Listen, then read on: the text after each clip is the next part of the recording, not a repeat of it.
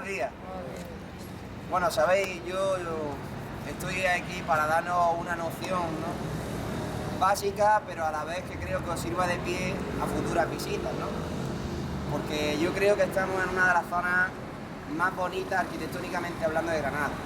Junto con la Alhambra, a nivel cultural, en Granada tenemos dos focos, que son la colina de la Sabica con la Alhambra y el Albaicín enfrente, y luego esta parte de ensanche de la ciudad, que para mí es una arquitectura moderna, en un contexto distinto al que hablábamos antes, sobresaliente, ¿no? Porque bueno, tenemos aquí pues, el complejo Caja Granada, que incluye las sedes de las oficinas centrales y el Museo de la Memoria Andalucía, y luego al otro lado tenemos el Parque de las Ciencias, ¿no?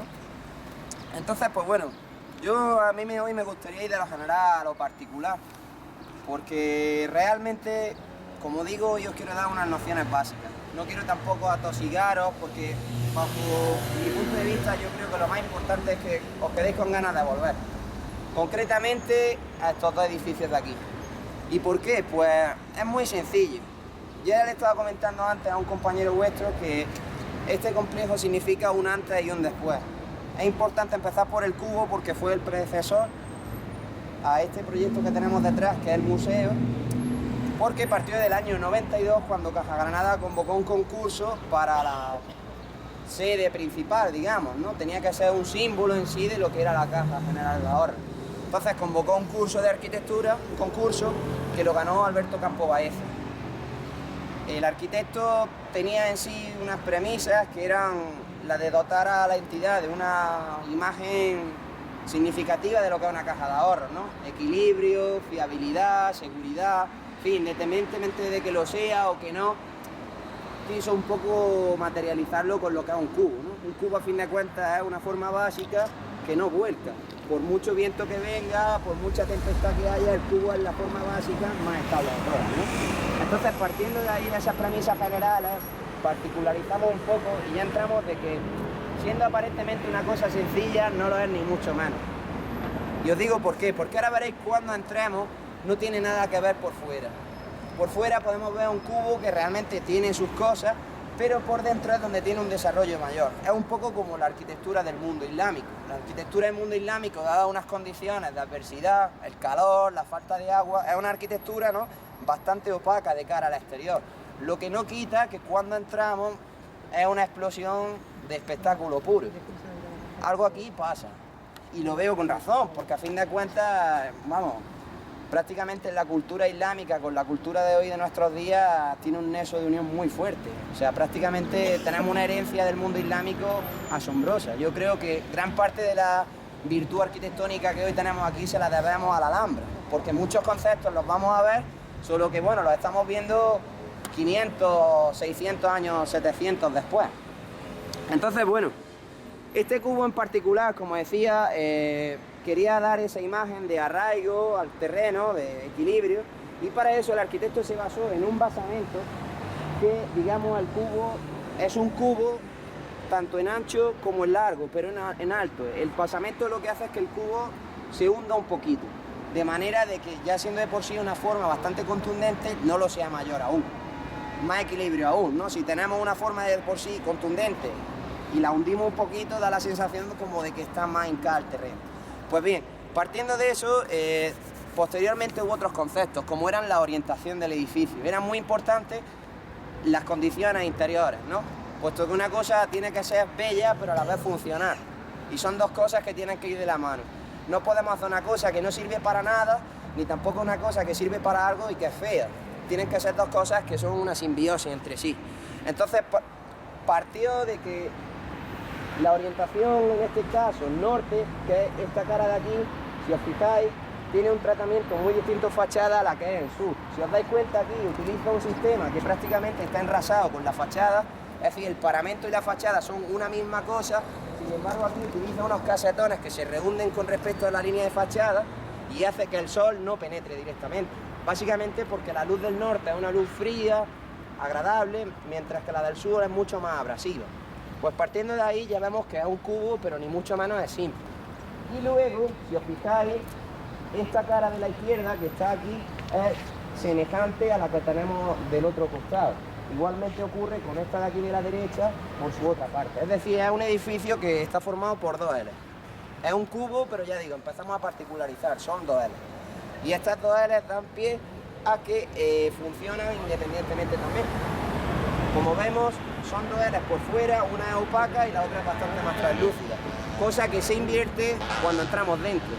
La opaca es la translúcida y la translúcida es opaca, es decir, la que deja pasar aquí más luz se tapa luego con un paramento vertical, cosa que pasa al contrario. Esta que deja pasar menos, luego se abre. Y esto es bastante interesante, porque ahora veremos por dentro, bueno, el interior es un espectáculo. Yo recomiendo a los que os gusta echar fotos que las echéis sobre todo por dentro, porque es una maravilla. Se trata de un patio, ahora os lo explicaré con más detalle, pero básicamente es un patio que trae a la memoria, pues, ejemplos de la arquitectura clásica, como pueden ser las termas romanas, el Panteón de Roma, porque realmente rescata unos pocos conceptos básicos, pero como digo, lo justo y necesarios para hacer una cosa buena. Porque si yo pudiera decir algo, es que la arquitectura buena es aquella que se basa en una cosa muy simple y que poco a poco se va desarrollando. No hace falta tener mucha idea en la cabeza para crear algo bueno.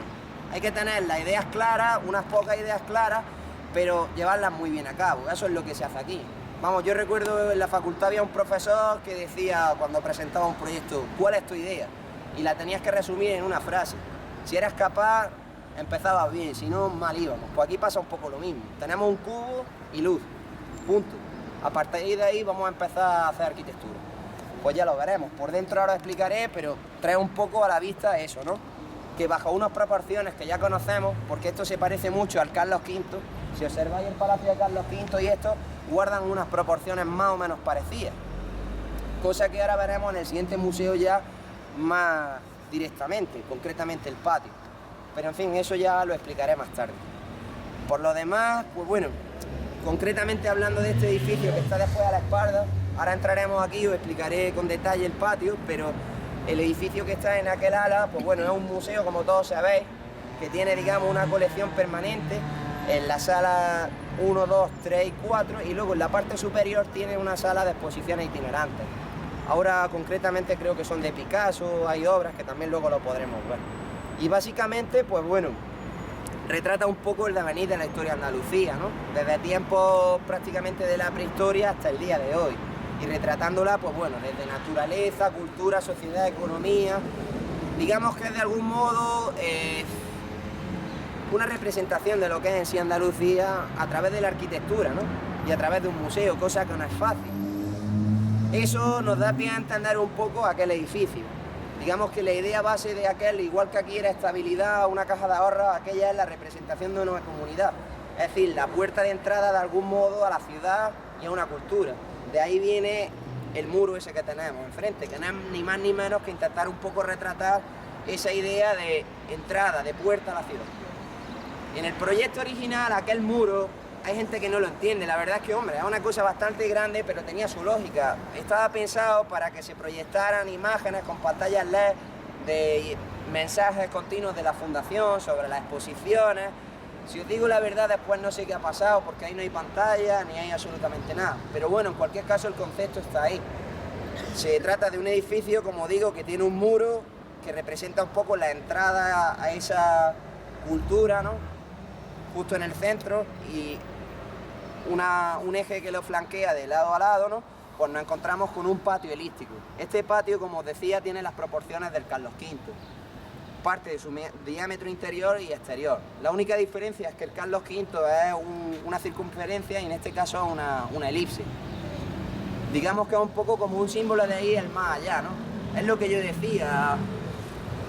Podemos coger cosas de la arquitectura clásica, que en este caso son proporciones, ideas, porque hoy día todo está inventado en arquitectura, os lo digo sinceramente. Yo creo que no va a llegar nadie y va a decir, yo digo, está todo inventado a nivel de espacio, luz, tal. Que vengan luego adelantos tecnológicos, por supuesto, pero en arquitectura hoy día está todo inventado. La virtud en sí de hoy día es cómo saber combinar todas esas cosas. Pero es que es lógico, los antiguos llevaban más años aquí, por eso tienen bueno, el mérito de haber descubierto todo eso. Ahora nosotros, nuestra responsabilidad es, conociendo todo lo que ellos han descubierto, saber combinarlo, ahí está. Es como la cocina, ¿no? Pocos alimentos más, pocos ingredientes más se van a descubrir nuevos, ¿no? La clave está en el que venga en un futuro, saber combinarlo. Los alimentos durante el tiempo siempre son los mismos. La clave está y el arte en saber combinarlo. Pues con esto pasa un poco lo mismo, ¿no? Y como decía, pues bueno, hay que entender este complejo como un todo, porque la prueba de que esto es el antes y este es el después es que aquel muro tiene las mismas proporciones que este cubo de aquí. Tiene las mismas dimensiones tanto en ancho como en alto. Es decir, si hiciéramos una proyección desde las dos esquinas superiores y la proyectáramos en el espacio, coincidirían prácticamente con el muro alineado. E igualmente pasa con el basamento de este que os hablaba. Este basamento de aquí, si lo prolongáramos, coincide exactamente con el otro de allí. Es decir, que está todo pensado. Otra de las cosas importantes de la arquitectura es que, bueno, cuando uno proyecta como arquitecto, las cosas tienen que tener una correspondencia. Es decir, si aquí tengo un cubo, de algún modo, partiendo de unas proyecciones, todo tiene que estar ordenado. Claro, luego uno entra aquí y dice, qué bonito, ¿no? Qué bien funciona esto, ¿por qué?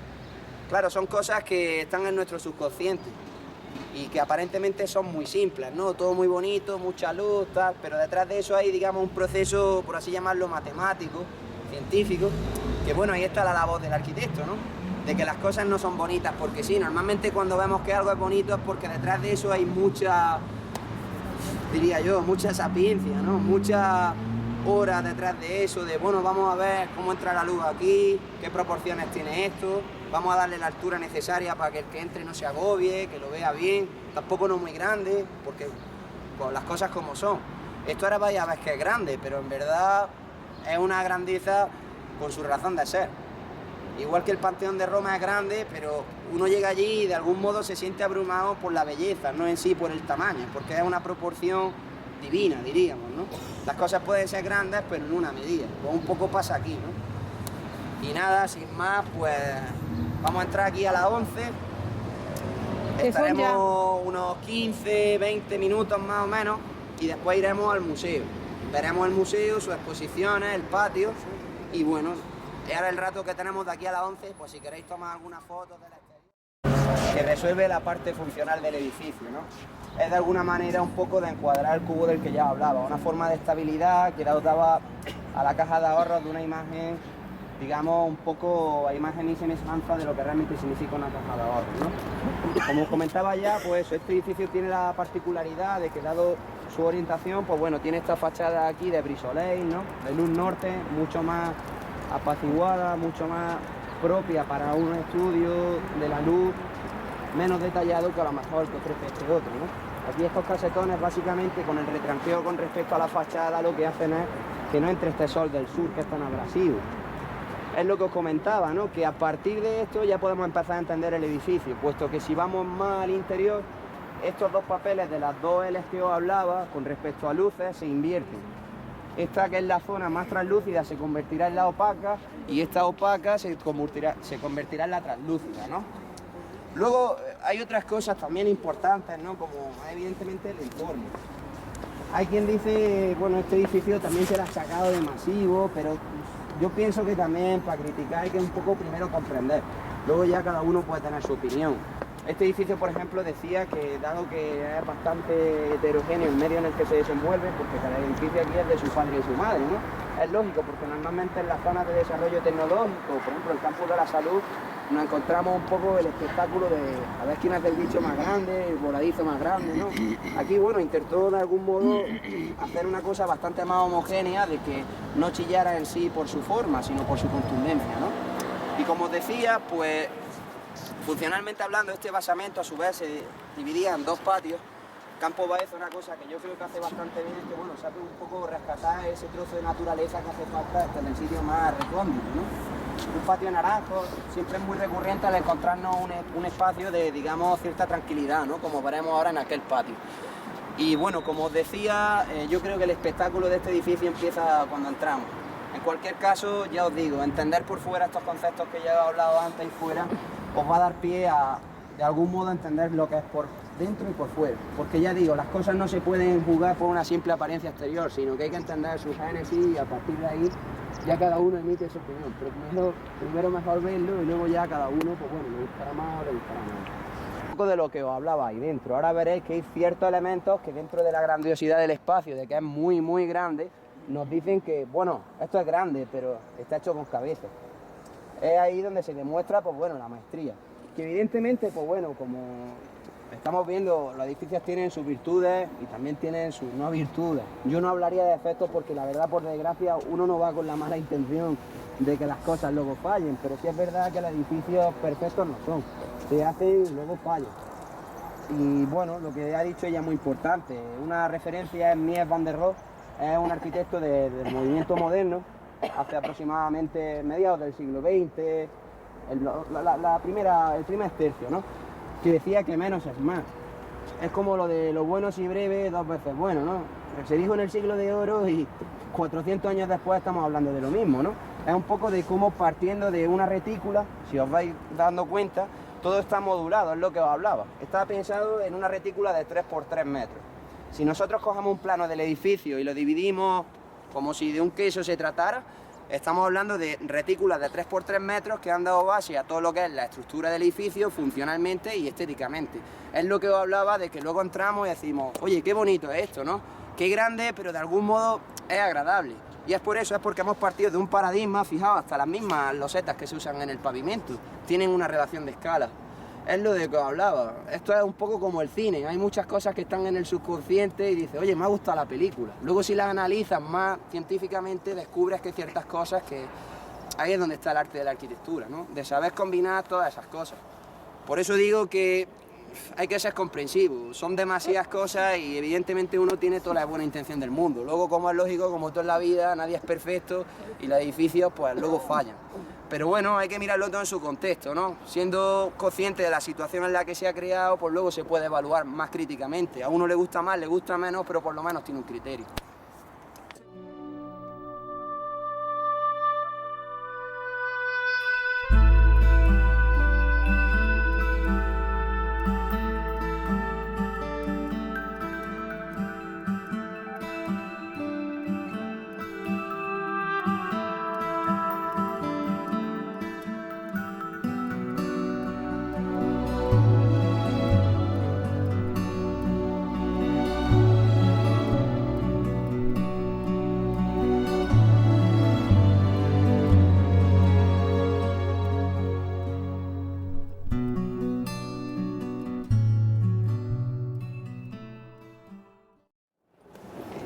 Pues aquí es lo que os decía, ¿no? Algunos de vosotros habréis estado en Roma y habréis visto el Panteón. Sí. Es una sensación un poco que se transpone a otro tiempo y en otras circunstancias, pero es un poco lo mismo, ¿no? Como os comentaba, la luz aquí es importante porque, en fin, la herencia de Roma en este caso es una cosa que está presente. Si leéis memorias del arquitecto, de todo lo que se ha dicho del edificio, se habla mucho de un impluvio andaluz. Los impluvium no son más que un sistema que había en las casas romanas, en los tiempos del imperio, que estaban situados justo en el centro del patio y que eran aproximadamente una pieza cuadrangular o rectangular de unos 30 centímetros, no tenía más. Era una especie de alberca que tenía su correspondiente compluvium, que era un hueco en el techo del edificio. Entonces ahí llovía, caía el agua, de manera que ese sistema se utilizaba, digamos, para tener siempre un frescor constante y a la vez pues como almacenamiento. Como digo, tenía una doble vía, estética y funcional. Aquí pasa un poco, es un poco una similitud a nivel un poco más poético, porque hablamos de la luz, pero a fin de cuentas un poco lo mismo, ¿no? Es un poco de cómo podemos filtrar la luz y a ver jugar con ella, ¿no? Y os voy a explicar varios matices que, bueno, yo considero importantes. Si os fijáis, una cosa que se hace en el Panteón de Roma es que la estructura que vuela sobre las 4 columnas es bastante ligera en su apariencia. Esto se hace básicamente porque podríamos optar por cerrar y que no se vieran esos pequeños casetones, esas aberturas que tiene. Esto no es ni más ni menos para crear una sombra mucho más fuerte, es decir, para crear un contraste mucho más grande entre lo que es el punto de luz, que es la abertura máxima, y lo que es, bueno, el casetón en sí. En el Panteón se hace un poco lo mismo. En el Panteón, si os fijáis, no es ni más ni menos que una estructura de hormigón que con el aligeramiento cumple una función de quitarle peso, pero a la vez de crear ese contraste estético, ¿no? Pues bueno, aquí pasa un poco lo mismo. Luego lo que os hablaba también es de la L, que se invertía. Si vemos estas caras que en el otro lado eran mucho más permeables a la luz, aquí se cierran. Y sin embargo pasa al contrario. Estas otras que eran mucho más opacas, aquí se abren.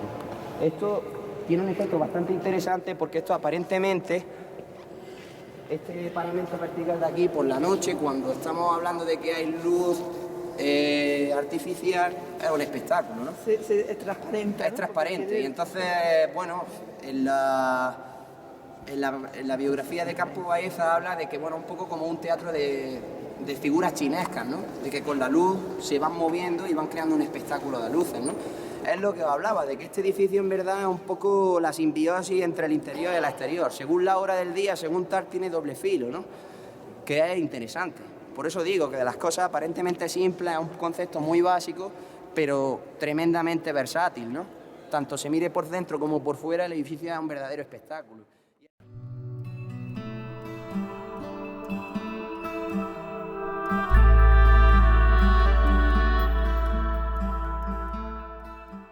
Que la sección variable se llama, de que tiene distintos niveles, ¿no? Como vemos, por ejemplo, un detalle muy fino también es que si os fijáis, la caja que vuela sobre el edificio no coincide exactamente con el paramento. Hay una pequeña separación. Ahí, por ejemplo, lo veis, el cristal no llega hasta el techo. Eso es básicamente para que también crea una luz cenital. Es decir, son pequeños detalles. Os podría hablar, tampoco los considero fundamentales, pero para que os deis cuenta de que hay lados muy finos. No es una cuestión de decir, venga, un cubo.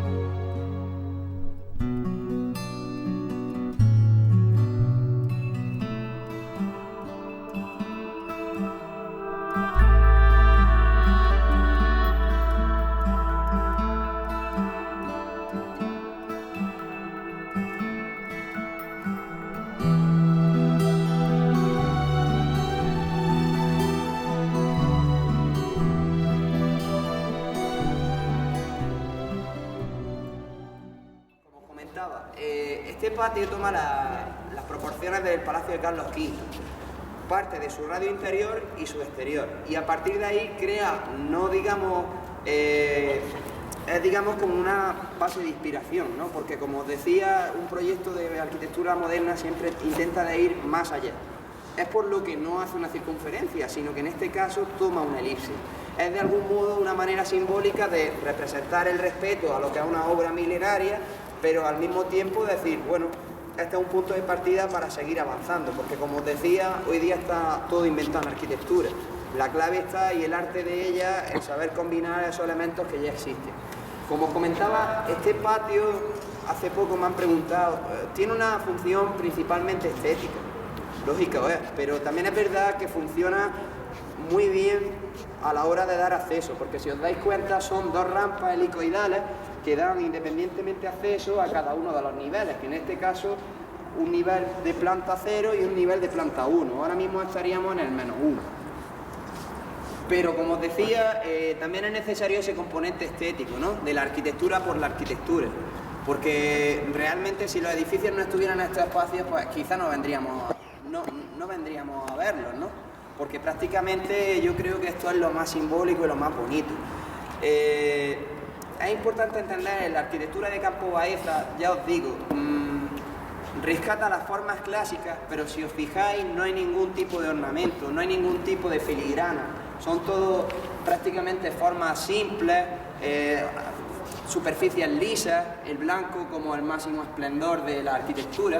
Esto es porque de algún modo, entendiendo la línea del tiempo, lo que os decía antes, empezamos en Roma con una arquitectura de órdenes clásicos, posteriormente pasamos a la cultura islámica, que opta más por recargar la arquitectura, ¿no? Luego llega el Renacimiento, que vuelve a esos órdenes clásicos, luego el Barroco, posteriormente se vuelve, es decir, la arquitectura se va depurando con el tiempo, va cambiando, unas veces se recarga más, otras menos, y hoy día lo que prima es un lenguaje sencillo, de formas puras, simples, y el blanco como máximo exponente.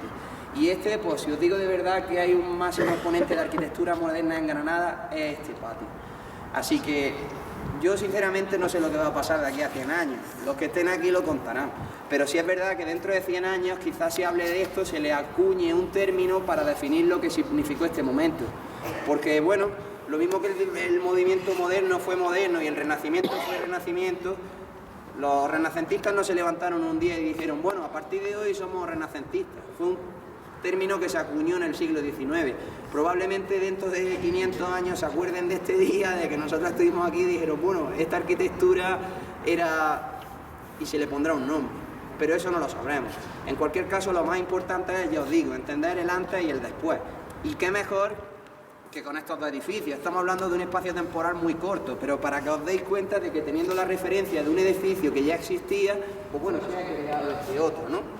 Y es de algún modo lo que retrata cómo, respetando lo ya existente, se puede seguir adelante sin perder ese respeto ni mucho menos a lo clásico, pero seguir en una línea de lo moderno, ¿no?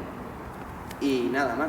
Yo creo que, ya os digo, lo importante es que tengáis claras estas premisas y que os queden ganas de venir otro día, porque esto está aquí, a una suerte que lo tengamos, vienen de todo el mundo a verlo, así que bueno, la verdad que es para aprovecharlo. Por lo demás,